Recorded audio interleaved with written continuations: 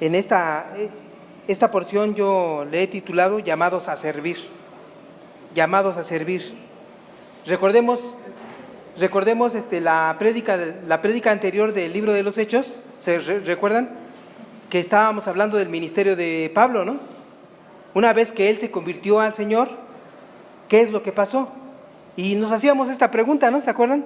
De que qué pasó en tu vida después de tu conversión, ¿verdad? ¿Qué es lo que pasó? Veíamos que en la vida de Pablo, inmediatamente Pablo se puso a servir al Señor, ¿verdad? Inmediatamente se puso a servir al Señor. Después de su conversión, inmediatamente se puso manos a la obra y a servir al Señor, ¿verdad?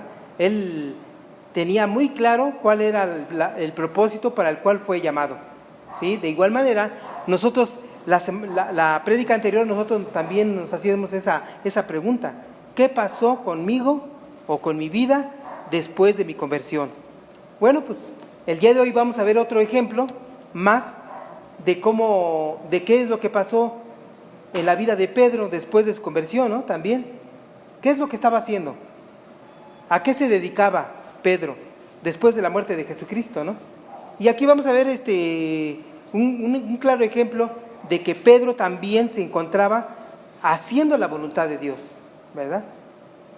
Cumpliendo el propósito para el cual fue llamado, ¿verdad? El día de hoy vamos a ver, vamos a echar un vistazo al ministerio de Pedro.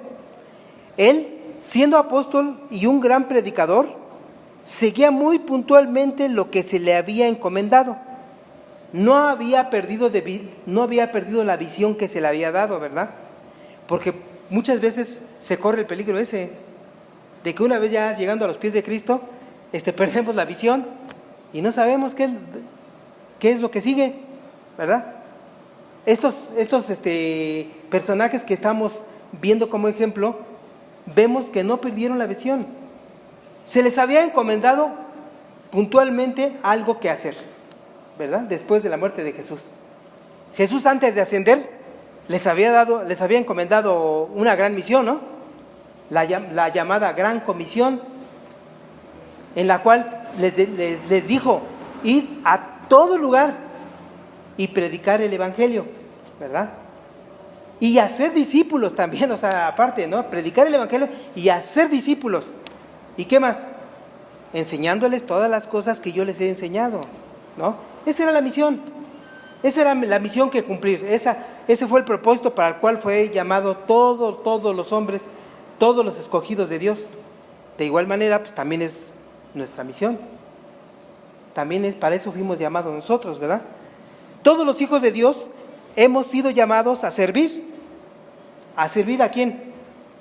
¿A nuestros líderes en la iglesia? ¿A los hombres? No. Hemos sido llamados para servir a Dios, a nuestro Señor Jesucristo. Eso lo tenemos que tener, pero bien claro. ¿Sí? ¿Quién es nuestro jefe? Nuestro Señor Jesucristo, ¿verdad? Porque muchas veces llegamos a un lugar, llegamos a una religión, ¿verdad? Y pues nos perdemos de vista.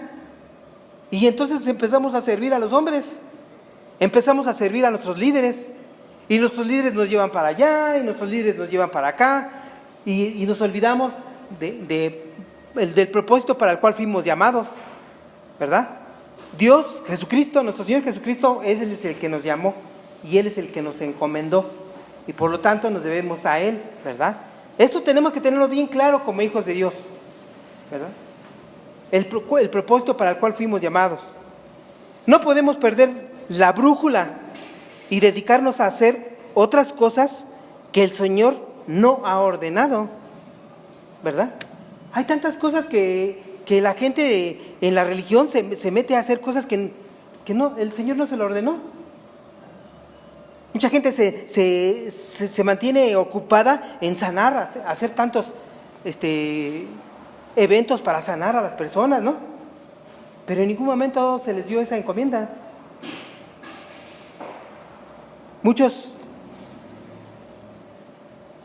están dedicados a predicar acerca de la prosperidad y de que tú ven a Jesucristo y todo te va a ir muy bien.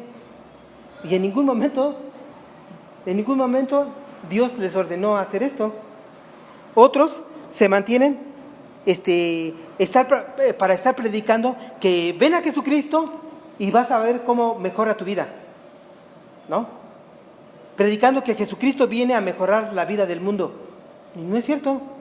En ningún momento en la Biblia se menciona que Jesucristo o que Dios vino para mejorar el mundo, o que Dios pretende mejorar el mundo, mejorar las cosas en el mundo. No es cierto.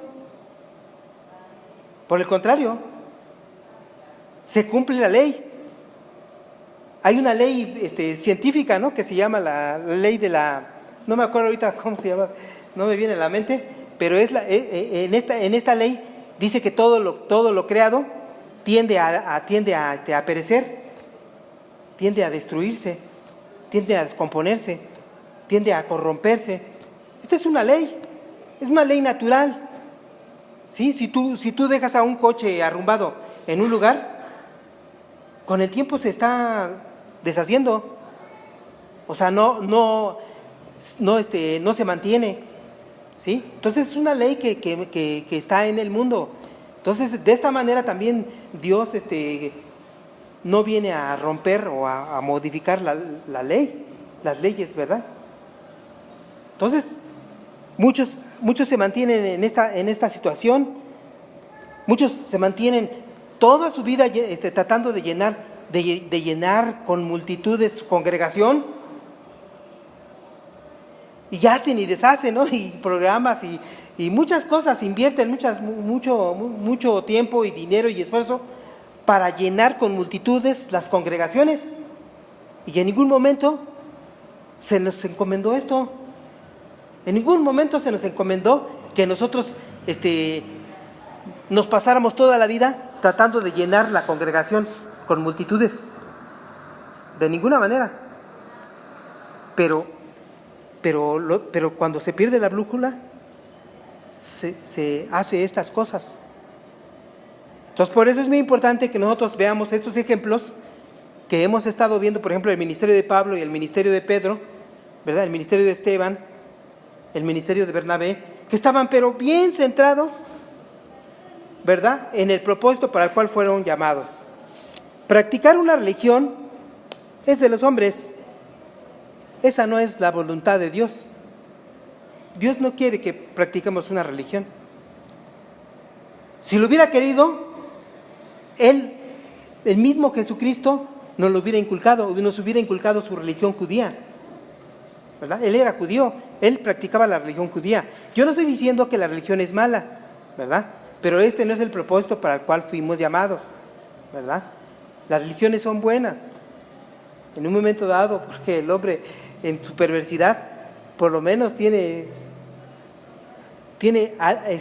un lugar donde pueda poder enderezar su vida, ¿no? Pero no es el propósito para el cual fuimos llamados los hijos de Dios, para practicar una religión, no. Nuestro Señor Jesucristo se lo hubiera dicho a sus discípulos, a toda la gente que Él sanaba o a Él que le predicaba el Evangelio, ¿verdad? Bueno, pues vamos a ver en esta porción 3 puntos muy importantes, ¿verdad? En esta porción vamos a analizar, punto número 1, siguiendo el mandato. Nosotros como hijos de Dios tenemos que seguir el mandato para el cual se nos llamó. ¿Y cuál es ese mandato? Hacer discípulos, ¿verdad? Punto número 2, vamos a ver que siempre que hay que estar dispuestos para realizar la obra para lo que se nos llamó. Siempre que hay que estar dispuestos. Este es el ejemplo que vamos a ver con Pedro. Y punto número 3, que siempre tenemos que estar rompiendo paradigmas. Y principalmente el que primero rompe paradigmas es nuestro Dios, ¿verdad?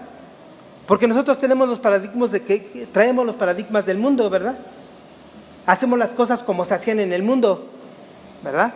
Pero nuestro Dios viene y dice, ya no es así como se tienen que hacer las cosas. La cápsula que recibimos el día de hoy es muy, muy interesante y muy bonita, ¿verdad? Porque nos narra cómo se vive en el reino de Dios, ¿verdad? Con estos versículos que vimos, cada un punto vimos los versículos, ¿verdad? Y nos narra nuestro Dios cómo se vive en el reino de Dios. ¿Ustedes creen que alguna de estas características que se narraron en la cápsula los seres humanos, o sea, los que no creen en Dios, ¿pueden hacerlo? ¿Pueden lograrlo? No pueden lograrlo, no pueden lograrlo. ¿Por qué? Porque estos son frutos del Espíritu Santo, ¿verdad? Por eso es lo bonito de esta cápsula, porque nadie puede lograr estas cosas si el Espíritu Santo no vive en su vida, si no los capacita para hacer estas cosas, ¿no?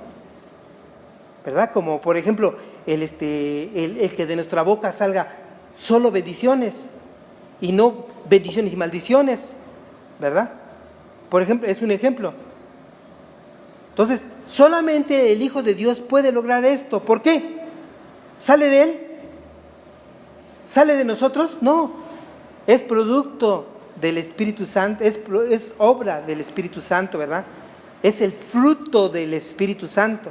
Por eso es que nosotros ahora como hijos de Dios y nosotros siendo templo del Espíritu Santo, debemos de dejar que el Espíritu Santo obre en nuestras vidas, ¿verdad?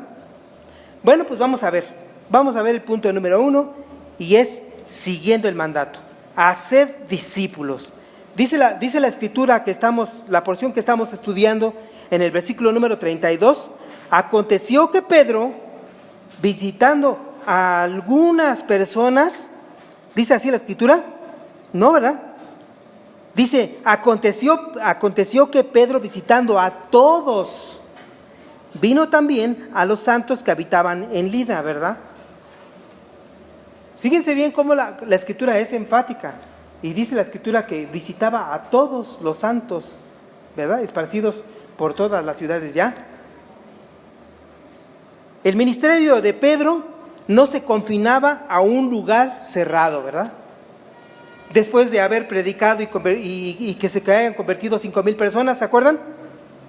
Y después de que predicó nuevamente y se convirtieron como 3,000, ¿no? Pues podía decir esta persona, yo ya soy muy importante, ¿no?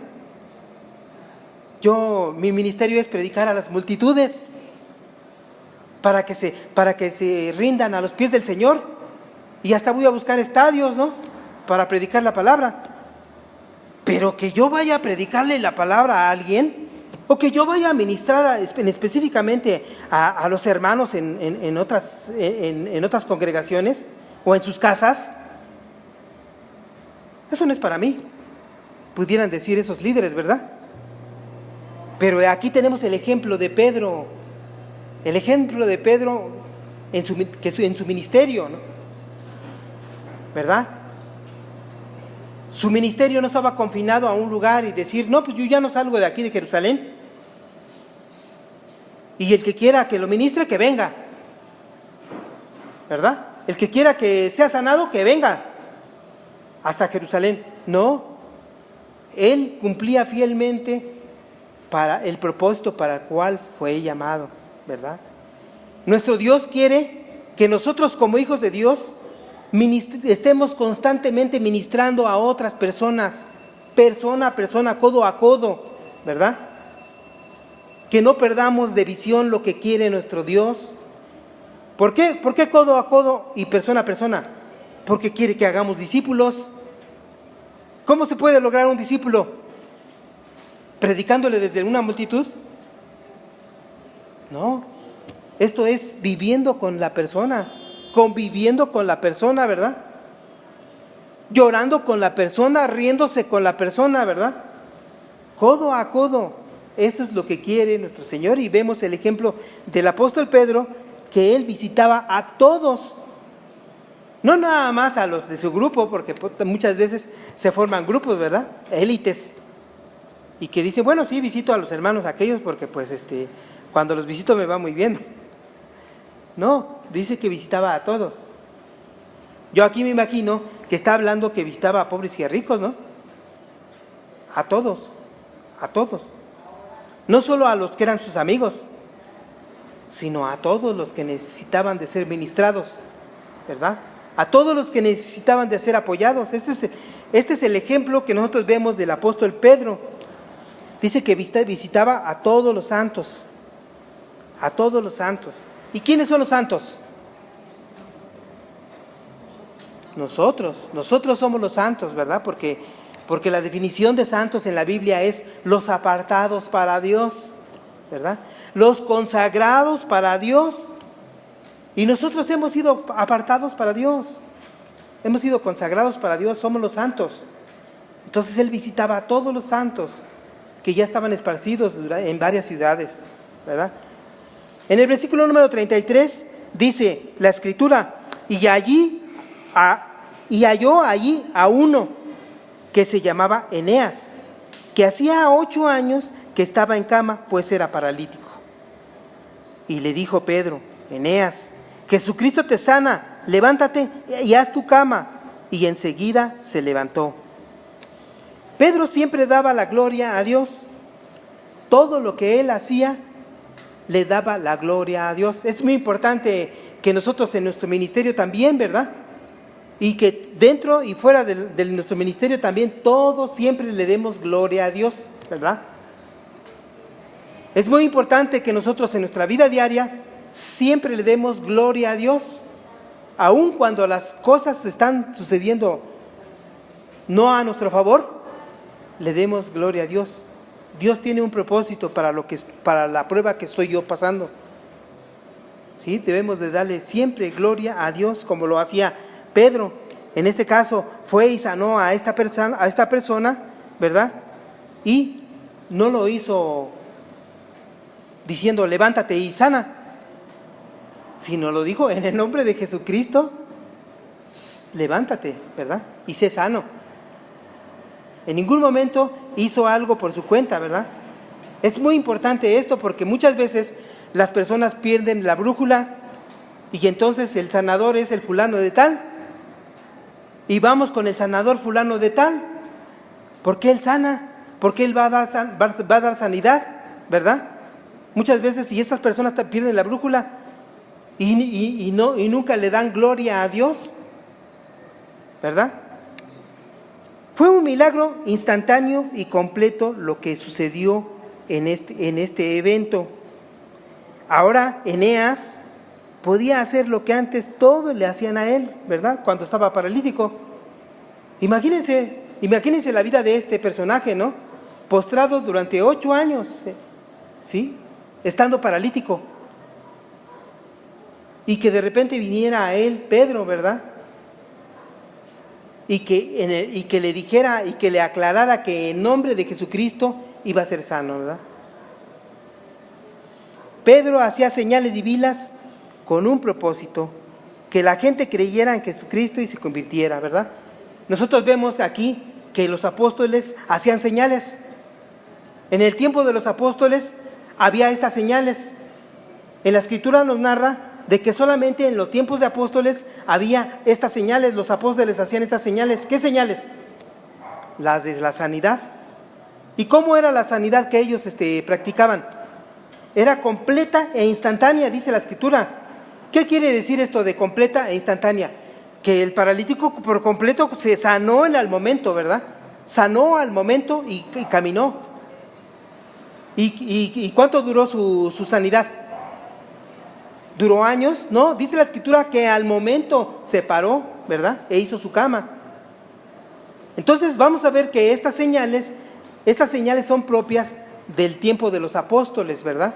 En el tiempo de los apóstoles Dios quiso que estos hicieran señales con un propósito. ¿Para qué? ¿Para que Pedro se volviera famoso? ¿Para que Pedro se volviera muy rico porque pues, mucha gente ya se congregaba en sus lugares? No, ¿verdad? Ese no era el propósito. ¿De que se llenaran las iglesias con multitudes? ¿Ese era el propósito? ¿Era el propósito? No, el propósito era, bien claro, dice la Escritura, que la gente creyera en Jesucristo y que se convirtiera, Fíjense bien, que creyera en Jesucristo, porque a lo mejor nosotros estamos en el primer punto, ¿verdad? Ya creímos en Jesucristo, pero nos hace falta convertir nuestra vida, ¿verdad? Es muy importante esto. Dice en el versículo número 35 que ¿qué pasó con este paralítico? ¿Qué pasó con este paralítico? Dice en el versículo número 35, y le vieron todos. y le vieron todos los que habitaban ¿en dónde? En Lida y en Sarón. ¿Y qué pasó con esos que le vieron? Dice, los cuales se convirtieron al Señor. ¿Cuál fue el propósito de esta sanidad?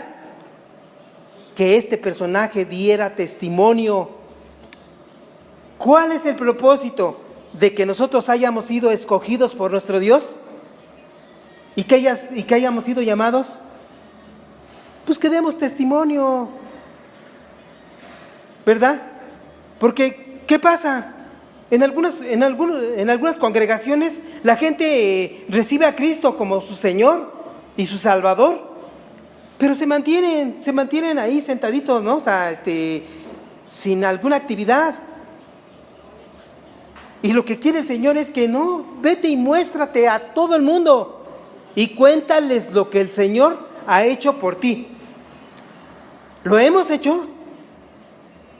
Tenemos que contarle a todo mundo lo que Dios está haciendo en nuestras vidas. La gente nos conocía. La gente conocía a José Alfredo cómo negaba a Cristo. La gente conocía a José Alfredo cómo negaba a Dios y blasfemaba contra Él. La gente conocía a José Alfredo de que solamente Él confiaba en Él mismo, en el dinero y en lo que Él tenía. Y en ningún momento confiaba en Dios. Pero el día de hoy la gente está viendo a José Alfredo cómo ha cambiado su vida. Y me muestro y no me da vergüenza decir que yo confío completamente en mi Señor. Aunque pase en valle de sombra, ¿no? y muerte, yo estoy confiado porque mi Señor está conmigo, ¿verdad? Es lo mismo que está pasando, que pasa con todos nosotros. Nosotros tenemos que dar testimonio. Nosotros tenemos que decirle a todo mundo lo que está pasando en nuestras vidas. La gente tiene que ver, aunque sea un pequeño cambio en nuestras vidas.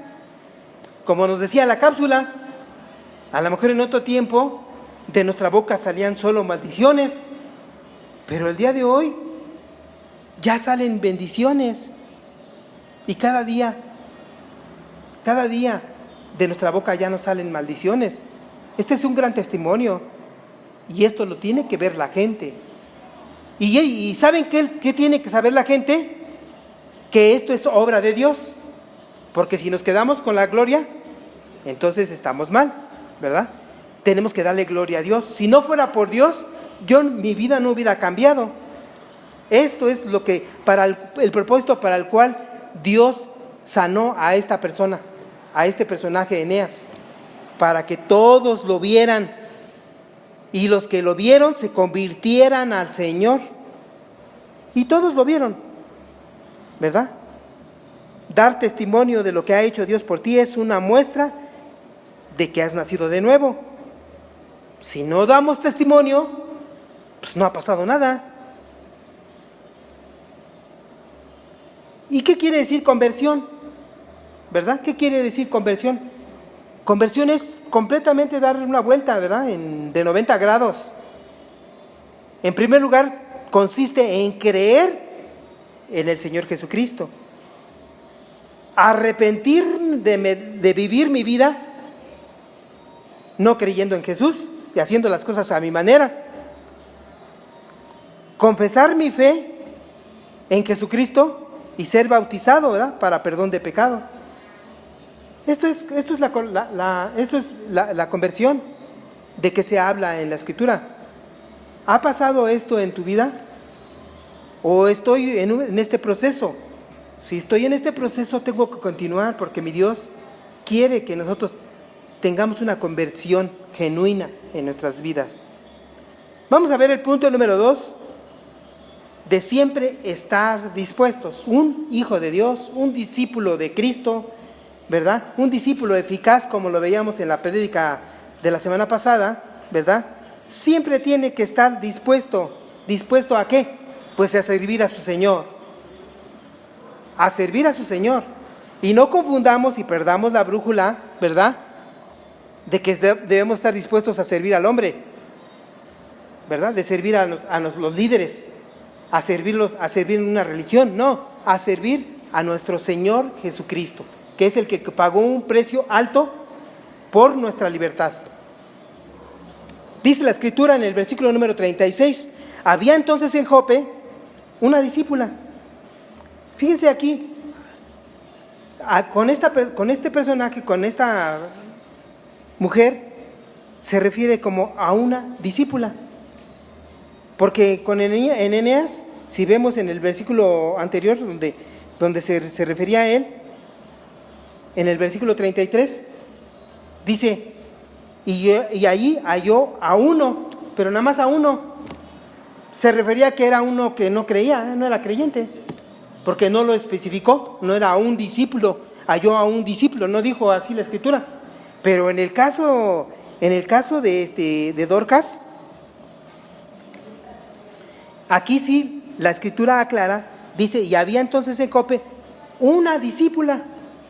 Qué bonito es que nuestro Dios reconozca que somos discípulos de Él, ¿verdad?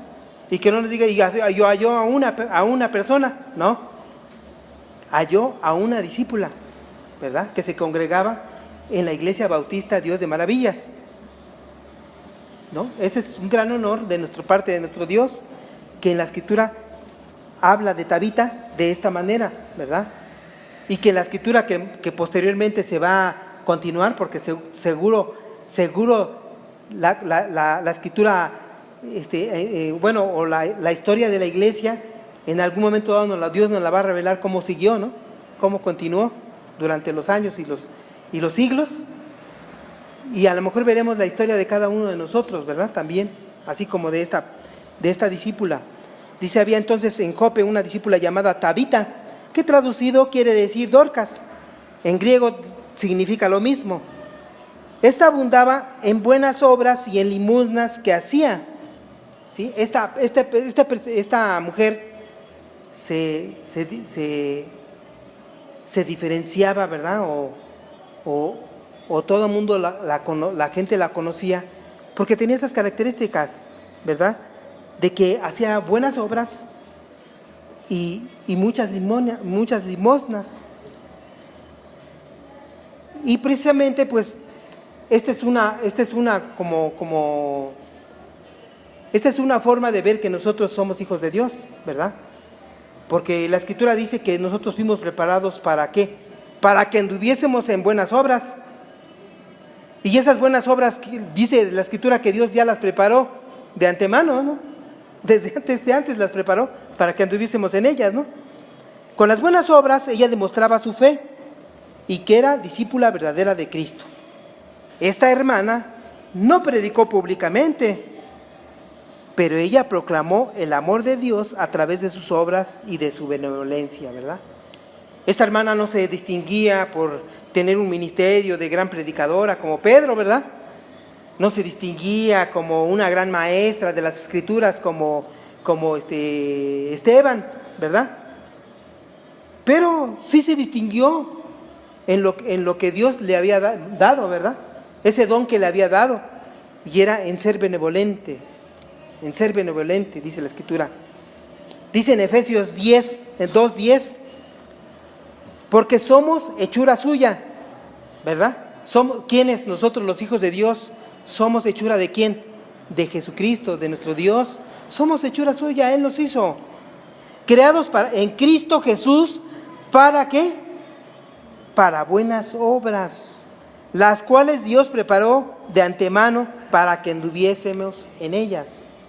Dios ya preparó todas las buenas obras para que nosotros anduviésemos en ellas. Y muchas veces nos resistimos, a lo mejor, ¿verdad? Por ahí decía una hermana, es que a mí me cuesta trabajo, ¿no?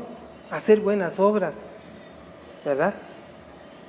Es precisamente porque muchas veces no hemos entendido el propósito para el cual fuimos llamados, ¿verdad? Dios ya nos preparó ya de antemano las obras en las que tenemos que andar, ¿verdad? Algunos de nosotros a lo mejor hizo buenas obras durante su vida que a lo mejor no fueron reconocidas, ¿verdad? Esas buenas obras a lo mejor ni siquiera las reconocen los demás, pero ¿saben quién sí las reconoce? Dios. Estábamos cantando, ¿no? Ese canto que dice que Dios se agrada, ¿no?, de la presencia de nosotros aquí, ¿no? Y yo alguna vez dije, ¿se agrada? ¿Así será? Y dice la Escritura que sí. Dice la Escritura que Dios le agrada que sus hijos sean obedientes, ¿sí? Como un padre, ¿no? Un padre, cuando su hijo ve que sus hijos son obedientes, hay orgullo, ¿no? Y se siente uno muy agradable. Ay, se siente uno muy bien porque su hijo es obediente, ¿verdad? De esa misma manera estábamos cantando, ¿no?, de que Dios se agrada de que nosotros estemos aquí. Dios se pone feliz de que nosotros estemos aquí, de que nos esforcemos y estemos aquí escuchando su palabra, ¿verdad? ¿Por qué? Porque mostramos obediencia a nuestro Dios y mostramos que nosotros estamos obedeciendo. De esa misma manera, si nosotros andamos en las obras para las cuales fuimos llamados, pues va a ser agradable para nuestro Dios, que diga, yo preparé esta buena obra para ti, ¿verdad? Que cuidaras de tus hermanos cuando ellos lo necesitaron, ¿verdad? Y lo hiciste, pues agradaste a Dios. Yo puse esta buena obra en ti, que cuidaras de tus hijos, ¿no?, como a la niña de tus ojos. Y lo hiciste, me agrado de ti, que honraras a tu padre y madre. Y lo hiciste, me agrado de ti. Y que vieras por tu prójimo, por el que está lejos de tu familia primaria, ¿verdad?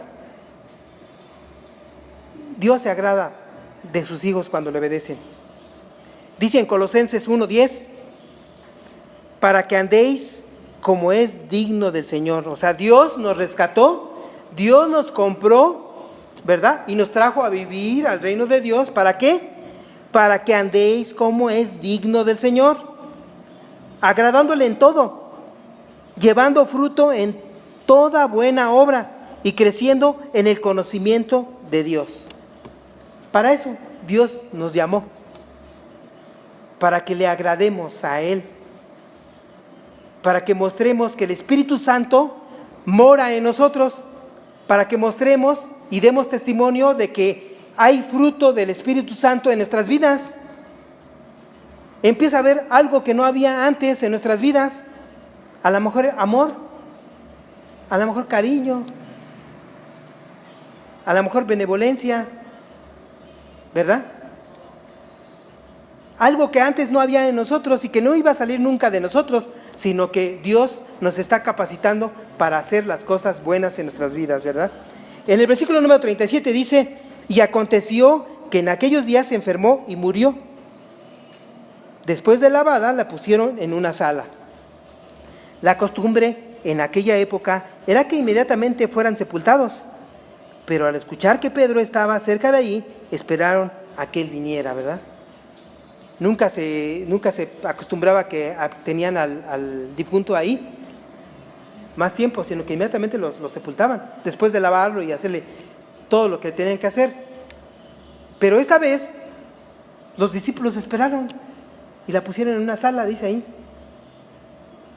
¿Y qué pasó? Dice en el versículo 38, y como Lida estaba cerca de Jope, los discípulos, oyendo que Pedro estaba ahí, le enviaron 2 hombres a rogarle, no tardes en venir a nosotros. ¿Qué pudo haber dicho Pedro? No, pues no, estuvo muy ocupado. Estoy preparando mi prédica para la gran multitud del domingo, ¿no? No puedo, pero, que envíen a fulano o envíe a sutano, ¿no? Regularmente esto pasa cuando se pierde la visión, cuando se pierde la brújula, ¿sí? Inclusive cuando nosotros somos líderes, ¿no? Líderes. Oye, hermano, tú eres el líder de evangelismo, pero hay una persona que queremos predicarle el evangelio, pero pues nosotros se nos hace muy difícil, porque es muy difícil. No. Que vaya fulano, que vaya sutano, yo estoy aquí dirigiendo a todos, a todo el equipo. No tenemos que perder la visión. Nuestro Dios quiere que hagamos el trabajo cuerpo a cuerpo, como Él lo haría, como Él lo hizo. Él lo hizo personalmente. ¿Recuerdan cuando Jesucristo dejó todo para ir al otro lado del río a ver al endemoniado que estaba encadenado? Nada más fue a ver a esa persona. Muchos hasta yo creo que le criticaban y le decían, oye, pero es tanto tiempo que tardamos y para llegar hasta este lugar, más para una persona, porque le dijeron, quédate aquí otro tiempo para que prediques, también aquí hay otras personas que no conocen de Dios. Y él dijo, no, nada más venía por él, vámonos nosotros, y nada más le predicó a él, lo sanó, y inmediatamente tomó la barca y se fueron. ¿Sí? Dios, Jesucristo mismo tenía esta intención, ¿verdad?, de hacer el trabajo personalmente, codo a codo. Él fue por ese personaje, aunque estaba lejos. De esa misma manera nosotros no tenemos que perder la visión ni la brújula. Debemos de hacer el trabajo, ¿verdad?, codo a codo, persona a persona. Dice en el versículo 39, levantándose entonces Pedro fue con ellos y cuando mostró disposición, y cuando llegó le llevaron a la sala donde la rodeaban todas las viudas llorando y mostrando las túnicas y los vestidos que Dorcas hacía cuando estaba con ellas.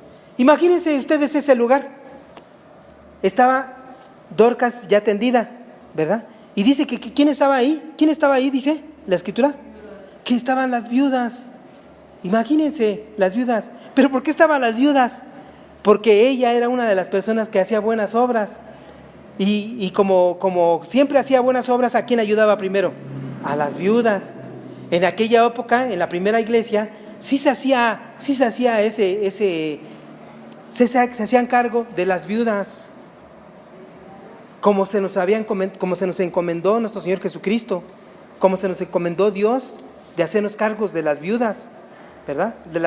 Porque en aquella época era muy difícil que una mujer tuviera un empleo. Entonces quedaban viudas y quedaban desamparadas. Entonces tenían que vivir ya de la limosna. Y entonces, ¿quién había muerto? La persona que siempre las ayudaba. Y dice que estaban mostrando ¿qué? ¿Y que estaban mostrando qué? Ahí dice. Estaban mostrando todos los vestidos, ¿no? Todos los vestidos, porque ella se los había hecho con sus propias manos a cada una de ellas y se los había regalado sus vestidos. Todas estaban vistiendo, ¿verdad? Todos esos vestidos que habían sido recibidos de ella. Es muy importante aquí lo que vemos aquí, que la gente estaba llorando a esta discípula. Estaba llorándola. ¿Por qué? Porque verdaderamente había mostrado que era hija de Dios. De esa misma manera, nosotros queremos, ¿verdad?, que en algún momento dado, cuando nosotros partamos hacia el Señor, que se diga algo de nosotros, ¿verdad? Que diga, en este hermano, en esta hermana, hubo fruto del Espíritu Santo. Porque cuando yo estuve necesitado, Él se acercó a mí. Cuando yo estaba llorando, Él se acercó y me puso la mano en mi hombro y oró por mí, ¿verdad? Y dice la Escritura, entonces sacando a todos, y no dice la Escritura, y entonces en medio de la multitud sanó a esta persona, no, ¿verdad? No dice así, sino que dice que lo hizo en privado. Es muy importante aquí. Dice, entonces, sacando a todos, Pedro se puso de rodillas y oró, y volviéndose al cuerpo dijo, Tabita, levántate. Y ella abrió los ojos y al ver a Pedro se incorporó. Y él dándole la mano la levantó. Entonces, llamando a los santos y a las viudas, la presentó viva. Es muy importante aquí que cuando nosotros hagamos el trabajo para nuestro Señor como siervos, nosotros lo hagamos en privado, ¿verdad? No hagamos alarde de que nosotros estamos haciendo algo por ellas o estemos esperando que nos regresen algo a cambio, ¿verdad? No, en privado, en silencio, así como nosotros damos nuestra ofrenda, ¿verdad? En privado y en silencio, que nadie vea, ¿verdad? Así debemos de hacerlo. Así el Hijo de Dios se comporta. En privado, sin exhibición. En el versículo número 42, por último, dice Esto fue notorio en todo Jope, y muchos creyeron en el Señor. Nuevamente aquí se muestra el propósito de esta sanidad, ¿verdad? Aquí el apóstol Pedro resucitó a esta persona, ¿verdad? ¿Y esta señal para qué era? ¿Para que se volviera más famoso? No. Tampoco Jesucristo cuando sanaba a las personas y cuando inclusive resucitó a Lázaro, nunca buscó la fama. Inclusive dice la Escritura que él huía de la multitud, ¿verdad? Huía de las ciudades porque querían hacerlo rey. Eso es lo que el Hijo de Dios debe hacer. Nosotros debemos de comportarnos como nuestro Señor Jesucristo. Pedro aquí lo muestra y dice que todo lo hizo en privado y sin exhibición, y que todo esto fue notorio en Jope. Entonces el propósito de esta señal era de que todos vieran el poder de Dios, de que Jesucristo era Dios y que todos pusieran su fe en el Señor Jesucristo, ¿verdad? El propósito de los milagros era una señal de parte de Dios para que todos creyeran en su palabra. Y por último, punto número 3, rompiendo paradigmas. Dice el versículo número 43, y aconteció que se quedó muchos días en Jope, en casa de un cierto Simón, curtidor. Aquí Pedro estaba rompiendo el paradigma de que él era un judío y era indigno entrar a una casa de un curtidor, porque en un curtidor se dedicaba a matar animales. Entonces él se suponía que era un lugar inmundo para los judíos. ¿Y qué es lo que hizo Pedro? Pedro se quedó en la casa de Simón el curtidor, que era también miembro de la iglesia que apenas empezaba. Entonces él estaba rompiendo los paradigmas que las costumbres le dictaban, ¿no? Él estaba haciendo esto. ¿A qué se exponía? A que lo criticaran los demás judíos, ¿no? A que le dijeran, oye, pues tú, ¿qué te pasa? Tú ya de hecho te volviste loco. ¿Cómo es posible que tú entres a quedarte en una casa de un curtidor, en un lugar inmundo? Pero él ya tenía bien claro de que Dios no hacía acepción de personas. Y en la prédica que continúa, vamos a ver cómo Pedro continúa rompiendo paradigmas, ¿verdad? ¿En qué sentido? De que en la siguiente prédica es llamado por nuestro Dios para que vaya y le predique a un romano y a toda su familia. Entonces va rompiendo paradigmas. Él ya aceptó que los samaritanos también formaran parte de la iglesia, que los samaritanos también formaran parte del reino de Dios. Ya lo había aceptado, ¿verdad? Como judío, pues dice, ya ven que los samaritanos eran enemigos de los judíos, ¿no? Ya lo había aceptado, pero ahora acepta quedarse en la casa de Simón el curtidor. Y posteriormente va a aceptar ir a la casa de estos romanos, ¿verdad? De este miembro del ejército romano y su familia, a predicarles el evangelio. Entonces, rompiendo paradigmas. ¿Qué debe de hacer el Hijo de Dios? Rompiendo paradigmas. Muchas veces nosotros nos encontramos con paradigmas muy fuertes, ¿verdad? Que nos dicta las costumbres o el mundo, ¿verdad? ¿Cómo qué paradigmas? No sé, a lo mejor, pues oye, ¿cómo yo voy a predicarle a mi vecino? No se lo merece. Siempre se ha portado mal conmigo. No se merece que yo lo salude. ¿Mi enemigo? ¿Dices tú que yo ore por él? ¿Cómo? Esos son paradigmas que tenemos que romper. Nuestro Señor Jesucristo nos llamó para eso, para romper paradigmas. Y ahora, como hijos de Dios, nosotros tenemos que estar orando por nuestros enemigos. Tenemos enemigos y tenemos que estar orando por nuestros enemigos. Antes no lo hacíamos, pues ahora rompamos el paradigma. Antes no saludaba a mi vecino porque se porta mal conmigo, pues ahora yo lo voy a hacer. Como nos dijo la cápsula, ¿verdad? Las palabras amables rompen, ¿verdad?, con las actitudes violentas. Voy a romper paradigmas. Como hijos de Dios nosotros vamos a romper paradigmas. Y el apóstol Pedro nos dio un gran ejemplo en esta porción, ¿verdad?, de que él estaba dispuesto a romper paradigmas, como Jesucristo lo hizo. Jesucristo fue el primero que nos enseñó a romper paradigmas, ¿verdad? Porque él se juntaba con los leprosos, porque él se juntaba con los pobres y menesterosos, ¿verdad?, con los que estaban en la calle, que estaban con los limoneros. ¿Por qué se sentaba con prostitutas, verdad? ¿Por qué se sentaba con los cobradores de impuestos? Porque él perdonaba, ¿verdad?, a la gente que, pues por lo general la gente decía, pues no se lo merece. Nuestro Señor Jesucristo rompía paradigmas. Los apóstoles, sus discípulos, rompían paradigmas. Y lo vemos en este ejemplo. Nosotros, ¿qué tenemos que hacer? Romper paradigmas.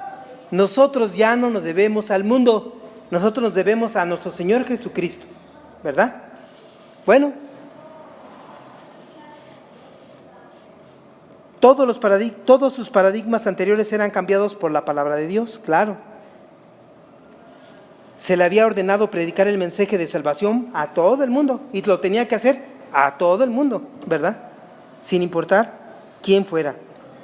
Ya había aceptado que los samaritanos formaran parte de la iglesia, ahora tenía que aceptar que también los gentiles como los romanos, que vamos a ver en la próxima prédica.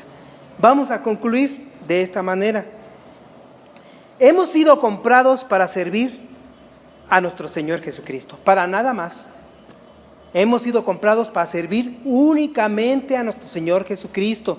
Si recibimos órdenes de los hombres, si recibimos hombres de nuestros líderes que están en contra del propósito de nuestro Señor Jesucristo, podemos decir no. Él nos ha dejado la encomienda de hacer discípulos a todas las naciones. No hay otra encomienda más que esta: llevar el mensaje de salvación a toda criatura. No nos mantengamos en rebeldía, haciendo otras cosas que el Señor no lo ha ordenado. No nos mantengamos en rebeldía. Ya no vivimos para nosotros, sino únicamente vivimos para nuestro Señor Jesucristo. Amén. Amén. Vamos a orar. Señor, te damos gracias en esta hora, Dios, por mostrarnos esta porción de tu palabra, mi Dios, y mostrarnos cómo es el ministerio, cómo fue el ministerio de Pedro, Dios. Tú quieres que nosotros nos mantengamos firmes en tu palabra y en tu propósito para el cual fuimos llamados. Por eso nos lo mostraste con el ministerio de Pedro el día de hoy. Que nosotros queremos mantenernos firmes en el propósito para el cual tú nos llamaste, Señor. Nosotros no queremos perder la brújula. Nosotros no queremos perder la visión que tú nos has dado, Señor. Nosotros queremos hacer un trabajo codo a codo, hombro a hombro, de persona a persona. Porque tú lo hiciste así, Señor. Porque tus apóstoles lo hicieron también así. Nosotros queremos hacerlo así también, mi Dios. Y queremos invertir hasta 3 años y medio para que una persona se haga discípulo de ti, Señor. Te pedimos, Dios, que nos des la fuerza, que nos des la fortaleza, que nos des la sabiduría para nosotros conducirnos como tú quieres, Dios. Nosotros queremos agradarte, Señor, en todo tiempo. Y queremos andar en las buenas obras que tú nos pusiste para que anduviésemos en ellas, Dios. Ahora nosotros te pedimos en oración, Dios, que nos muestres. Queremos estar sensibles el día de hoy y queremos que nos muestres cuáles son las buenas obras que tú quieres que nosotros hagamos, Señor. Tú ya nos preparaste muchas. ¿Cuáles son, Dios? Muéstranoslas. Queremos saberlas, queremos escuchar tu voz el día de hoy. En oración, Dios, queremos saber cuáles son las buenas obras para las cuales tú nos preparaste. Queremos andar en ellas, Dios. Te pedimos, Dios, en esta hora, que en esta congregación nunca se pierda la visión, tu visión, Señor. Que nunca perdamos el propósito para el cual fuimos llamados, Señor. Y que mucho menos que ninguno de nuestros líderes aquí en la iglesia, Dios, pierdan el piso y que tengan un ministerio solo de puertas cerradas. No. Te pedimos, Dios, que pongas en nuestros corazones el querer y el hacer para que hagamos un ministerio como tú quieres que lo hagamos, que seamos discípulos eficaces, como tú nos has llamado a hacerlo. Te pedimos, Señor, en esta hora, que nos encamines por el camino que tú quieres que nosotros transitemos. Te lo pedimos en el nombre de tu Hijo Jesucristo. Amén. Amén.